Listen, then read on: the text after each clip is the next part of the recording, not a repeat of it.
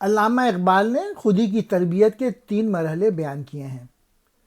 میں نے پہلے ایک ویڈیو میں پہلے مرحلے کو اطاعت والا کر دیا ہے۔ آج خودی کی تربیت کا جو دوسرا مرحلہ ہے وہ ہے ضبط نفس۔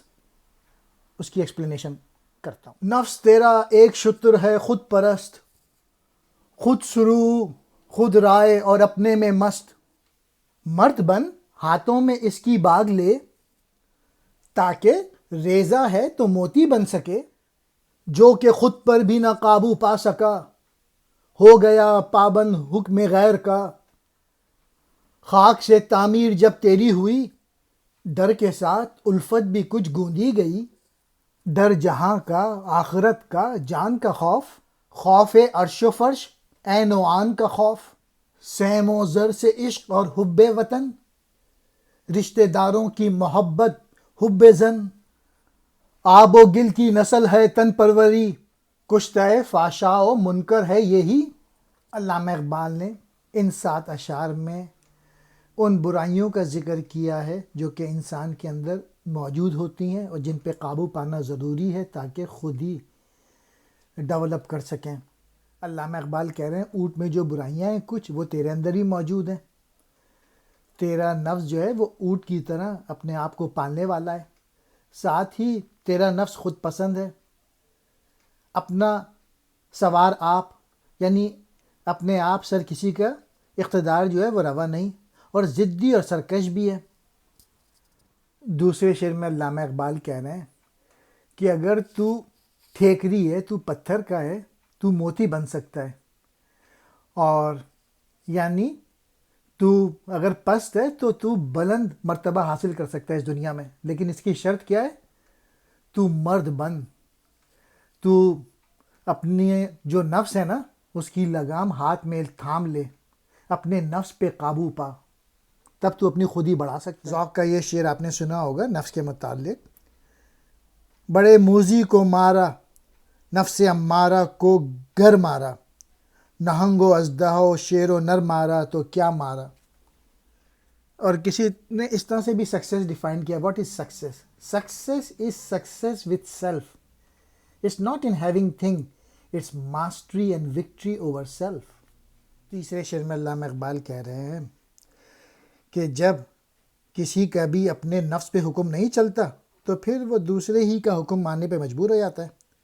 ایسا انسان اپنے چھوٹے چھوٹے مفادات کی خاطر ہر کسی کے آگے جھک جاتا ہے اور اس کی غلامی قبول کر لیتا ہے۔ چوتھے شعر میں اقبال کہہ رہے ہیں کہ تیرا جو وجود ہے اس کی تعمیر مٹی سے ہوئی ہے، یعنی تو آب و گل سے بنا ہے، اور اس تعمیر میں محبت اور خوف جو ہے نا دونوں ملے ہوئے ہیں۔ فیئر جو ہے یہ بہت ہی بیڈ ایموشن ہے، اور اقبال کہہ رہے ہیں تیرے دل میں دنیا کا خوف ہے، آخرت کا خوف ہے، جان کا خوف ہے، زمین اور آسمان سے نازل ہونے والی آفتوں کا خوف ہے، اور کہہ رہے ہیں تجھے محبت بھی ہے، مال و دولت سے محبت، وطن کی محبت، عزیز اور رشتہ داروں کی محبت، عورت یا بیوی کی محبت۔ پھر اقبال کہہ رہے ہیں کہ پانی اور مٹی کی ملاوٹ سے جسم کی پرورش ہوتی ہے، یہ گناہ کی باتوں کا مارا ہوا ہے، یعنی شیدائی ہے، اور شریعت کی طرف سے جس باتوں کو منع کیا گیا ہے انہی چیزوں پہ انسان فریختہ ہو جاتا ہے، یعنی اسی سے محبت کرنے لگتا ہے۔ یعنی انسان جو ہے وہ مادیت، مال جمع کرنا اور اسی دنیا کو سب کچھ سمجھنے لگتا ہے، اور یوں گناہوں میں ڈوب جاتا ہے۔ رکھتا ہے گر تو عصائے لا الہ، ہر طلسم خوف توڑ اور کر تباہ۔ حق ہی جس کے جسم کی جان ہو گیا، سر نہ اس کا پیش باطل جھک سکا۔ ہو گیا دل اس کا اتنا بے ہراس، روب غیر اللہ نہ آیا اس کے پاس۔ جو حدود لا میں آ کر بس گیا، بیوی اور بچوں کی بندش سے چھٹا۔ ماں سوا سے کر کے وہ قطع نظر، رکھتا ہے خنجر پسر کے حلق پر۔ وہ اکیلا بھی ہے مثل ایک فوج کے، جاں گرا ہوتی نہیں اس کے لیے۔ علامہ اقبال نے ان اشعار میں خوف سے دور کیسے ہوا جا سکتا ہے اس کی ریسیپی دی ہے۔ اقبال کہہ رہے ہیں کہ جب انسان اللہ تعالیٰ ہی کے حکموں کو مانے گا اور اسی کو معبود سمجھے گا اور اللہ تعالیٰ پہ جب پختہ ایمان ہوگا تو پھر وہ دنیا کی بڑی سی بڑی طاقت سے بھی خوفزدہ نہیں ہوگا۔ جب تیرے ہاتھ میں لا الہ کا عصا آئے تو ڈر کہ خوف کے جادو کو تو توڑ کے رکھ دے گا۔ عصا کہتے ہیں ڈنڈے کو، یعنی اللہ کے سوا کوئی عبادت کے لائق نہیں، بس تو اس کو ہاتھ میں رکھ، پھر تیرا جو طلسم خوف ہے، ڈر کا جادو ہے، وہ سب ٹوٹ جائے گا۔ پھر اقبال کہہ رہے ہیں جب بھی کسی کے جسم میں اللہ تعالیٰ کی جان موجود ہے، اس کی گردن کسی بھی قوت کے آگے نہیں جھکتی، یعنی توحید پہ اگر تجھے پختہ ایمان ہے، اس کی وجہ سے ایسی قوت پیدا ہو جاتی ہے جو کسی بھی مادی قوت کے آگے نہیں جھک سکتی۔ تیسرے شعر میں کہہ رہے ہیں کہ ایسے انسان کے سینے میں دل میں خوف کا گزر ممکن ہی نہیں جس کے دل میں اللہ تعالیٰ کا خوف ہو۔ جو شخص لا یعنی توحید کی مملکت میں آباد ہو گیا، وہاں بچوں یعنی دنیاوی دھندے وغیرہ کی زنجیر سے بالکل آزاد ہو گیا۔ جو غیر اللہ سے نظر ہٹا لیتا ہے وہ اپنے بیٹے کے حلق پر چھرا رکھ دینے میں مشکل نہیں ہوتی۔ حضرت ابراہیم اور حضرت اسماعیل کے واقعے کی طرف اشارہ ہے اس میں، اور اگرچہ وہ ایک تنہا ہونے کے باوجود بڑے سے بڑے لشکر سے لڑ سکتا ہے، اس کی نظروں میں اس کی جان ہوا سے بھی کہیں سستی ہے۔ جو شخص جان سے بے پرواہ ہے اس کی قوت کا اندازہ کون کر سکتا ہے؟ اور یہی آخری شعر غالب نے اس طرح سے کہا ہے، جان دی ہوئی اسی کی تھی، حق تو یہ ہے کہ حق ادا نہ ہوا۔ عصائے لا الہ کا ڈنڈا، الہ معبود، کوئی معبود، مراد لا الہ یعنی اللہ کے سوا کوئی اور عبادت کے لائق نہیں۔ طلسم خوف، ڈر کا جادو، خواہش شکست تو توڑ ڈالے گا۔ مرعوب کہتے ہیں روب میں آیا، روب کھایا ہوا، ڈرا ہوا، خوف زدہ، غیر اللہ، اللہ کے سوا۔ لا نہیں ہے یعنی اللہ کے سوا کوئی عبادت کے لائق نہیں۔ ما سوا مراد غیر اللہ، اللہ کے سوا جو کچھ ہے، قطع نظر ہٹا لینا، نظر انداز کرنا، چشم پوشی کرنا۔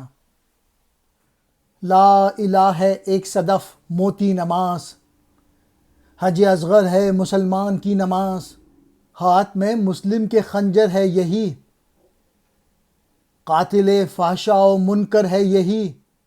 روزہ کیا ہے فتح بھوک اور پیاس پر، خیبر تن پروری کو توڑ کر، نور فطرت حج ہے مومن کے لیے، جس سے ہجرت کے سبق اس کو ملے، ہے اطاعت ہی سے جمعیت تیری، ناظم افراد ملت ہے یہی، اور زکوٰۃ ارمان دولت کی فنا، کرتی ہے ہم کو مساوات آشنا، دل جو حتیٰ تنفقو سے ہوا قوی، حب زر کھو کر وہ ہوتا ہے غنی، ان سبھی سے تیرا استحکام ہے، تیری قوت بس تیرا اسلام ہے۔ علامہ اقبال نے ان اشعار میں اسلام کے 5 رکن کے متعلق بتایا ہے۔ اقبال کہہ رہے ہیں لا الہ سی پی ہے تو نماز گوہر یعنی موتی ہے۔ مسلمان کے دل کے لیے نماز حج اصغر کا درجہ رکھتی ہے۔ یہ نماز مسلمانوں کے ہاتھ میں خنجر کی مانند ہے۔ یہ بری اور بے حیائی کی باتوں، خدائی احکام سے سرتابی اور برے کاموں کو ختم کر دینے والی ہے۔